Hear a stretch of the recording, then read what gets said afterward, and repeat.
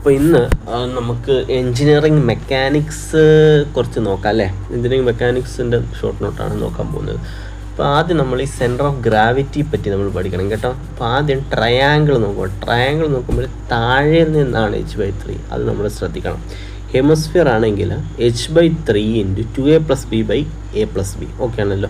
Circle ആണെങ്കിലും താഴെ നിന്ന് തന്നെ പോകണം, താഴെ നിന്ന്. Okay, 4r/3π. ഹോളോ ഹെമിസ്ഫിയർ ആണെങ്കിൽ r/2, സോളിഡ് ഹെമിസ്ഫിയർ ആണെങ്കിൽ 3r/8. Solid cone from base ആണെങ്കിൽ h/4ഉം ഹോളോ കോൺ ഫ്രം ബേസ് ആണെങ്കിൽ h/3ഉമാണ്. ഓക്കെ ആണല്ലോ. അടുത്തതാണ് moment of inertia. Moment of inertia നമുക്ക് റെക്റ്റാങ്കിളിൻ്റെ കേസിൽ നോക്കുവാണെങ്കിൽ BdQ/12 ആണ്. മനസ്സിലായല്ലോ. അത് ബേസ്, ആ ബേസിൻ്റെ സംഭവമാണ്, ബേസിലോട്ടുള്ളതാണ് നമ്മൾ നോക്കുന്നതെങ്കിൽ BdQ/3 സെറ്റാണല്ലോ. പിന്നെ സെക്ഷൻ മോഡുലസ് ഇസഡ് എന്ന് പറയുന്നത് I/y max ആണ്. അപ്പം BD²/6 ആണ് അതിൻ്റെ ഉത്തരം. ഓക്കെ, ഇനി ട്രയാങ്കിൾ ആണ്. റെക്റ്റാങ്കിൾ നമ്മളിപ്പോൾ നോക്കി, ട്രയാങ്കിൾ ആണെങ്കിൽ BHQ/36 ആണ്. ഓക്കെ, ബേസിൻ്റെ ആണെങ്കിൽ BHQ/12 എന്നും വേർട്ടെക്സ് ടോപ്പിൻ്റെ ആണെങ്കിൽ BHQ/4 എന്നും ആയിരിക്കും. അതിൻ്റെ സെക്ഷൻ മോഡുലസ് BH²/24. ഓക്കെ ആണല്ലോ. സർക്കിളിൻ്റെ ആണെങ്കിൽ moment of inertia π/64 d⁴. Okay, polar moment of inertia π/32 d⁴. Section modulus എന്ന് വെച്ചാൽ π/32 d³. ഇനി പോളാർ സെക്ഷൻ മോഡുലസ് എന്ന് പറയുന്നത് π/16 d³. ഓക്കെ ആണല്ലോ. ഇനി സെമി സർക്കിളിൻ്റെ കേസിലാണെങ്കിൽ മൊമെൻറ്റ് ഓഫ് ഇനർഷ്യ എന്ന് വെച്ചാൽ π/128 d⁴. ഇനി π/8 r⁴ അങ്ങനെയും കൂടി പറയുന്നുണ്ട്. സർക്കിളിൻ്റെ കേസിൽ π/4 r⁴. ഓക്കെ, സർക്കിളിൻ്റെ കേസിൽ π/64 d⁴ ആണ്. ആറിൻ്റെ കേസിൽ നോക്കുകയാണെങ്കിൽ π/4 r⁴. ഓക്കെ, ഇത് π/8 r⁴ സെമി സർക്കിൾ. ഈ ക്വാർട്ടർ സർക്കിൾ ആണെങ്കിൽ π/256 d⁴ അല്ലെങ്കിൽ π/16 r⁴. ഓക്കെ, ഈ റോഡാണെങ്കിൽ ബേസിൽ നിന്നാണ് വരയ്ക്കുന്നത്. റോഡിൻ്റെ ബേസിൽ നമ്മളിങ്ങനെ വരയ്ക്കുവാണെങ്കിൽ ml²/3. റോഡിൻ്റെ സെൻറ്ററിൽ കൂടെ വരയ്ക്കുന്നതെങ്കിൽ ml²/12. ഓക്കെ, ഇനി റിങ്ങിൻ്റെ കേസിലാണെങ്കിൽ സെൻറ്ററിൽ കൂടെ ഇങ്ങനെ വരയ്ക്കുവാണെങ്കിൽ mr²/2. റിങ്ങിൻ്റെ പെർപെൻഡിക്കുലർ ആയിട്ട് ഇങ്ങനെ പോവുകയാണെങ്കിൽ mr². ഡിസ്കിൻ്റെ കേസിൽ ഇങ്ങനെ വരയ്ക്കുമ്പോഴത്തേന് mr²/4. ഡിസ്കിൻ്റെ നടുക്കൂടെ പെർപെൻഡിക്കുലർ ആയിട്ട് പോവുകയാണെങ്കിൽ mr²/2 എന്ന് നമ്മൾ പറയുന്നുണ്ട്. ഓക്കെ ആണല്ലോ. അടുത്തത് സോളിഡ് സിലിണ്ടർ എന്ന് നോക്കുമ്പോഴത്തേന് സോളിഡ് സിലിണ്ടറിന് സർഫേസിന് പാരലൽ ആയിട്ടുള്ളതാണെങ്കിൽ mr²/2. ഇനി സർഫേസിന് പെർപെൻഡിക്കുലർ ആയിട്ടാണെങ്കിൽ 1/4 mr² plus ml²/12. Okay, solid sphere ആണെങ്കിൽ 2/5 mr². ഹോളോ സ്പിയർ ആണെങ്കിൽ 2/3 mr² എന്ന് നമുക്ക് പറയാനായിട്ട് പറ്റുന്നതായിരിക്കും. അപ്പോൾ ഇത് മൊമെൻറ്റ് ഓഫ് ഇനർഷ്യയെ പറ്റിയിട്ടുള്ള കുറച്ച് കാര്യങ്ങളാണ്. ഇച്ചിരി മനസ്സിലാക്കാനുണ്ട്, പഠിക്കാനുണ്ട്. നമ്മൾ നോക്കുക. പിന്നെ നോക്കുമ്പോഴത്തേന് ഈ മൊമെൻറ്റ് ഓഫ് ഇനർഷ്യ ഏതെങ്കിലും ഒരു പോയിന്റിൽ കൂടെയാണ് കണ്ടുപിടിക്കുന്നതെങ്കിൽ അത് moment of inertia gravity, centre of gravity കൂടെ പാസ് ചെയ്ത് +a × d² ചെയ്താൽ മതി. പോളാർ മൊമെൻറ്റ് ഓഫ് ഇനർഷ്യ നമുക്കറിയാമല്ലോ, പെർപെൻഡിക്കുലർ ആക്സിസ് തിയറം ഉപയോഗിച്ച് IXS + I/y നമുക്ക് ചെയ്യാം. മൊമെൻറ്റ് ഓഫ് ഇനർഷ്യ എന്ന് വെച്ചാൽ a × r² ആണ്.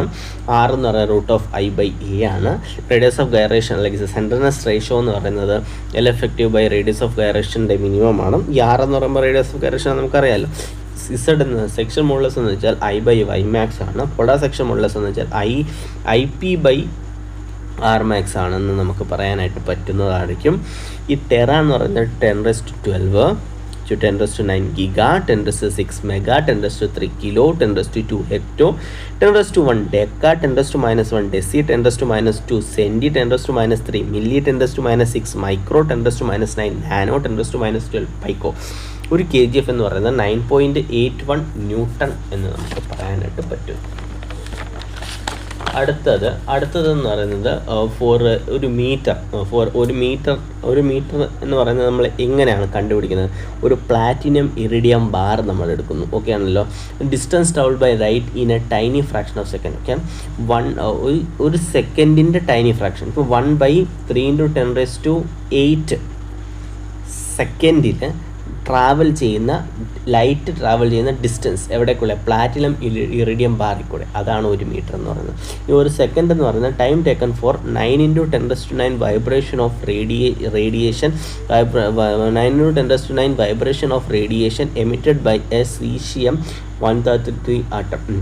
സീഷ്യം 133 ആറ്റത്തിൽ വൈബ്രേഷൻ സംഭവിക്കുന്നുണ്ട്, മനസ്സിലായല്ലോ. ഈ വൈബ്രേഷൻ സംഭവിക്കുമ്പോൾ 9 × 10⁻⁹ വൈബ്രേഷൻസ് സംഭവിക്കാൻ എത്ര സമയമെടുക്കുന്നു അതുതന്നെയാണ് 1 സെക്കൻഡ് എന്ന് പറയുന്നത്. 1 കിലോഗ്രാം വെച്ച് നമ്മൾ പ്ലാങ്ക്സ് കോൺസ്റ്റൻറ്റ് വെച്ചിട്ടാണ് കണ്ടുപിടിക്കുന്നത്. പ്ലാങ്ക്സ് കോൺസ്റ്റൻറ്റ് H എന്ന് പറയുന്നത് 6.262 × 10⁻⁻4 6.26 × 10⁻⁻34 ആണ്. ഓക്കെ ആണല്ലോ. ഇനി നോക്കുക, ഇനി നമ്മൾ പാരലോഗ്രാം ആക്സസ് തിയറം നമ്മൾ നോക്കുകയാണെങ്കിൽ റിസൾട്ടൻ്റ് എന്ന് പറയുന്നത് √f1² + f2² + 2f1 f2 cos θ tan alpha എന്ന് പറയുന്നത് 2f2 sin θ f1 + f2 cos θ. f2 എന്ന് വെച്ചാൽ q sin θ p + q cos θ. അതായിരിക്കും കുറച്ചുകൂടെ നമുക്ക് നല്ലതായിട്ടുള്ളത്. Principle of physical independence of force എന്ന് വെച്ചാൽ എന്തുവാ? If number of force are simultaneously acting on a particle, then the resultant of this force will have the same effect as produced by all the forces. Okay, കുറേ number of force ഇവിടെ act ചെയ്യുക, ഒരു സംഭവത്തിൽ act ചെയ്യുവാണെങ്കിൽ അതിൽ കൊണ്ടുണ്ടാകുന്ന same effect ആയിരിക്കും ഇതിൻ്റെ റിസൾട്ടൻറ്റ് ഫോഴ്സ് കൊണ്ടുണ്ടാകുന്ന എഫക്റ്റ്. അതാണ് principle of physical independence of force എന്ന് നമുക്ക് സാധാരണ പറയുന്നത്. ഈ principle of transmissibility of the force എന്ന് പറയുന്നത്, ഈ force act at any point on a rigid body, it may also be considered to act at any other point on the line of action provided this point is rigidly connected with the എന്ന് പറയുമ്പോഴത്തേന് ഒരു ബോഡിയിൽ ഒരു force ഒരു പോയിന്റിൽ act ചെയ്യുവാണെങ്കിൽ ആ ഫോഴ്സിന് ഇതിൻ്റെ line of ആക്ഷനിൽ ഏത് പോയിന്റിൽ ആക്ട് ചെയ്താലും സെയിം എഫക്റ്റ് ആയിരിക്കും ഉണ്ടാകുന്നത് എന്ന് നമുക്ക് പറയാം. ഇനി വാരിഗ്രൻസ് പ്രിൻസിപ്പിൾ ഓഫ് മൂവ്മെൻറ്റ് എന്ന് പറയുന്നത് എന്തുവാ?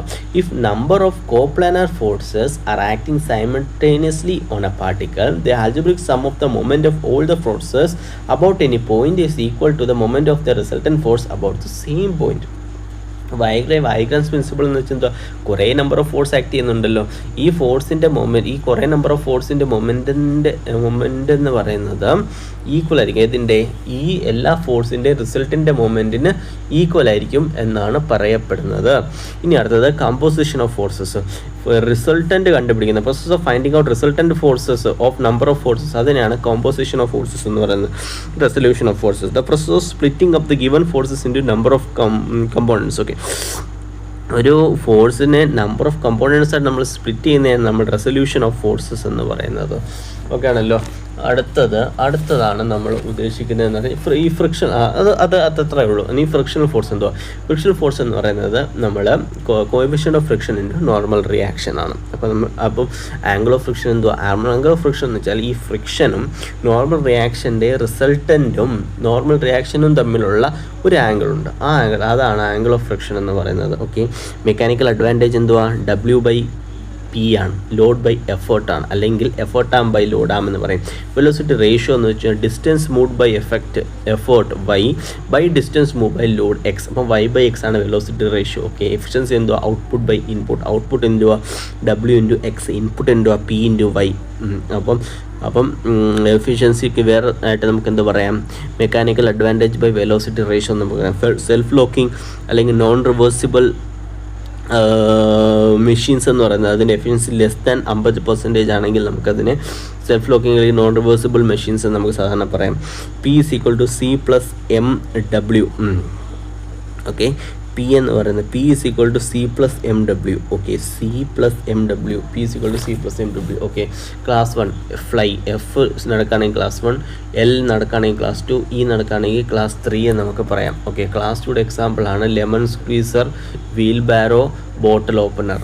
ഓക്കെ, ക്ലാസ് 2യുടെ എക്സാമ്പിൾ. ഓക്കെ, ക്ലാസ് 3യുടെ ടോങ്സ്, ട്വീസേഴ്സ്, ബ്രൂം, ഹാമർ, ഓക്സ് എന്ന് പറയല്ലേ. TT ബ്രൂം, ഹാമർ, ഓക്ക്. ടി ബ്രൂം ഹാമറോക്ക്. ഓക്കെ, ഇനി ആംഗുലർ വെലോസിറ്റി എന്ന് വെച്ചാൽ d theta by d t ആണ്. 2πn/60 എന്ന് നമുക്ക് പറയാം. Power is equal to work by time അല്ലെങ്കിൽ force into velocity. Power is equal to torque into angular displacement by time അല്ലെങ്കിൽ torque into angular velocity. 2πnt/60 എന്ന് നമുക്ക് പറയാനായിട്ട് പറ്റും. ഇത്രയും സാധാരണ ഉള്ളൂ. Okay, thank U.